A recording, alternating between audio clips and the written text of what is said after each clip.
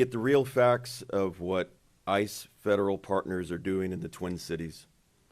For us, every day is about public safety, not politics. It's a shame to see politicians and activists spreading fear in their own communities by creating a false narrative about what we do and who we are and who we arrest. The media and political activists have tried to deceive the American public about ICE and our operations. Yet again, they have failed, but the truth matters, and I'm here to tell you the truth about what we do. This week, ICRO conducted targeted enforcement operation to arrest Adrian Alexander Conejo Arias, an illegal alien who was released back into the interior of the United States by the previous administration. When officers approached Conejo Arias, he and his child were in a vehicle. Arias fled from law enforcement on foot, abandoning his child in the middle of winter in a vehicle. One of our officers stayed behind with that child while other officers apprehended his father. After conducting the arrest, my officers stayed with the child. They cared for him, took him to get something to eat from a drive-through restaurant, and spent hours ensuring he was taken care of. Again, my officers did that, not his father. My officers did everything they could to reunite him with his family. Tragically, when we approached the door of his residence, the people inside refused to take him in and open the door. Let me say it again. They saw the young boy and they refused to open the door and take him back. This is the human side of the job that my officers do. They are family men and women. They have children of their own. They sacrifice everything for their families. I know for a fact that they were heartbroken to see the child's own family leave him behind. Fortunately, Conejo Arias eventually requested that his child stay with him. We do everything in our power not to separate families. So they took him back together to Minneapolis, here to the city, to the ICE facility for processing, and now they are being well cared for at a family residential center, pending their immigration proceedings. This is the real face of ICE, ERO, Border Patrol, and our allied partners. The media doesn't know our officers, we do. My officers do the right thing no matter how difficult or how long it takes throughout the day. Let me debunk a couple more lies. Conejo Arias was not walking to school with his child, and we did not target the child. Arias fled from law enforcement officers and left his child behind. Again, middle of winter, in a car. We will enforce the law as it's written, but we will go above and beyond to reunite families because that is who we are. I also want to clarify the recent arrests of the ringleaders of the city's church riots. Federal law protects the freedom of religion and the right to worship without interference. What these agitators did was not a peaceful protest. They rioted at church services. They screamed and harassed children. They denied Minnesotans the ability to worship peacefully. Again, this was not a peaceful protest. You don't go in front of up to a child and yell at them. That is not a peaceful protest. I've been in law enforcement for 33 years now, and this is the first time I've ever seen a protest in a church where they're harassing individuals trying to peacefully worship.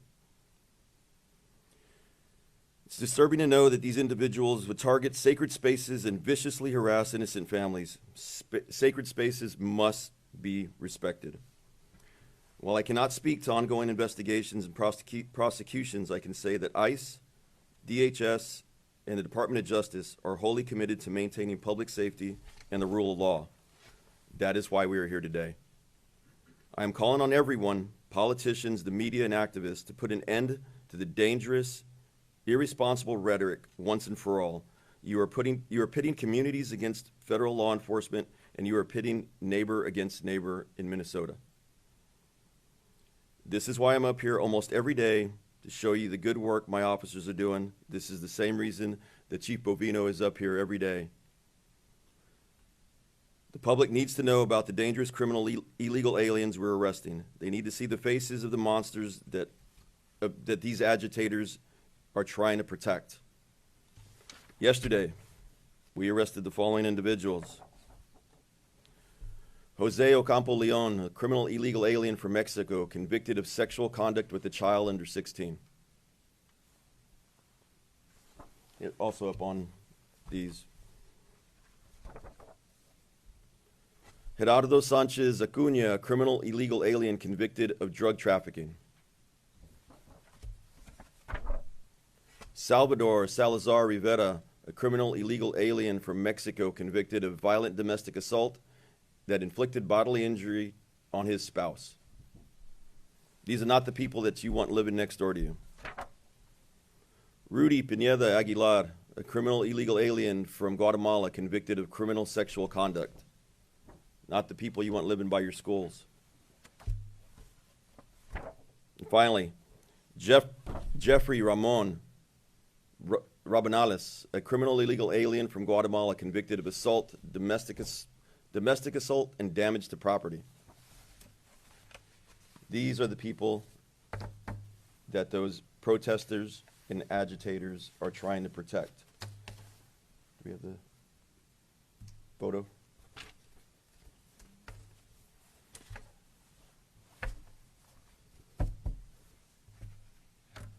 Moments ago, a group of agitators, a U-Haul van filled with shields.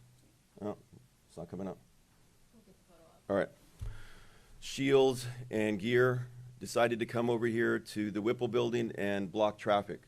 They are currently trying to impede us from getting out of the building and going and do our mission. I'll tell you right now, they're going to fail.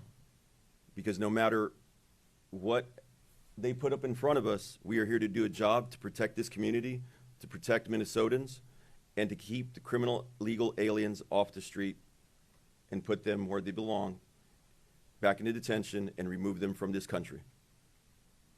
Thank you, guys. Take questions now. All right, we'll start from here and we'll go down. Everyone will get questions. Okay, appreciate you taking our questions. You talked about specifically 5 of the people or so that were up on the slides. For people that are just watching this and just see faces on these slides and no names and just the country they're from and an offense, how do you build trust in the community with some that might be skeptical when they don't know who these people are and don't know everything about the people that you're taking into custody? We're relying on you guys to put that message out. We put these slides up for you so you can get the message out to the public of the good work that our men and women are doing. Can I just follow up real quick? Sure. The people that you've taken into custody, you talk about the worst of the worst that you call them. What about the other people? Are you taking people into custody that don't have criminal past, like the people you've talked about? Are there people that are going through the green card process, the asylum process? Are those people being detained now too during the surge? I will tell you this. We operate through intelligence and targeted enforcement. We are looking for certain individuals. As we are looking for these individuals, if there is somebody that is illegally in the country and amenable to removal from this country, we will arrest them. So some may not have a criminal past, a violent criminal past. Like Correct. You're Correct. those people into custody too. Yeah, because every day that they're here, they are committing a crime. They may have been here 20 years, but that means for the last 20 years, they have failed to do it the right way. And every day that they're here, they are here illegally in the United States. Now, we are not targeting those individuals, but if we come across those individuals in the course of our duties, we will arrest them. All right, next question. Yesterday, Minnesota's corrections commissioner shared videos of inmates being transferred, handed over to federal agents, and he says he can't find a single case where the DOC failed to honor the ICE detainers when someone finishes their in-custody state prison term. And he also says that you are overcounting the number of non-citizens that are in state custody by 1,000. I'm wondering if you can address those discrepancies between what you guys have said in these press conferences and what the state commissioner of corrections said yesterday. Yeah, I clarified that yesterday by saying that the Department of Corrections for the state of Minnesota does cooperate. They hand people over at the end of their sentence, and we take them into custody. The numbers that we put out aren't, when I say the state of Minnesota, I'm not talking about just the Department of Corrections. I'm talking throughout the state, counties, any municipalities that may be holding people. So he did say that there are about 207 in prison and 94 in county jails to make 301 total. I believe the numbers you guys were giving were more like 1,300. So what's the discrepancy? The discrepancy is that he's Department of Corrections and we're Immigration Customs Enforcement with better databases than he has as far as who are out in custody. In the state custody though, in county custody? And throughout the United States. So the numbers I gave you were for Minnesota, correct. But our stats, our detainers are the ones that we count. We don't go into DOC data and count their data. It's not our data. Our data shows that we have over 1,300 In Minnesota. in Minnesota. Next question? Just a few questions on the 5-year-old, and I'll rattle them off quickly, and I'll repeat them if need be. Does the father have a criminal record? What charges was he arrested on? What's the son's legal status and immigration history? And what can you tell us about any ICE interactions with the mother, as well as her legal status and immigration history? That was pretty fast. Can you? Yeah. Let's start with the first one. Does the father actually have a criminal record? And if so, what charges was he arrested on? I will have to get back to you with any of this in-depth criminal history, but he was in the United States illegally, and I believe he'd been ordered removed. I'm from the AP. Your press people do have my contact Yep. information. And what's the son's legal status and immigration history? The family came across as a family unit illegally a few years back. I can't get the date off the top of my head. Can you tell us anything about ICE's interactions with the mother, as well as her legal status and immigration history? We have not encountered the mother as of this time. My question's for the commander, just given portions of your remarks, sir, and we appreciate you taking questions very much. Of course. Maggie Vespa from NBC News. We have reported multiple times in depth, quoting DHS's statements, saying that Liam Ramos is being held with his father in Texas. With that context in mind, we still have people saying that they're outraged at the idea of little kids being held in custody at all. So what do you say to those people, and what kinds of conditions are young children being held in?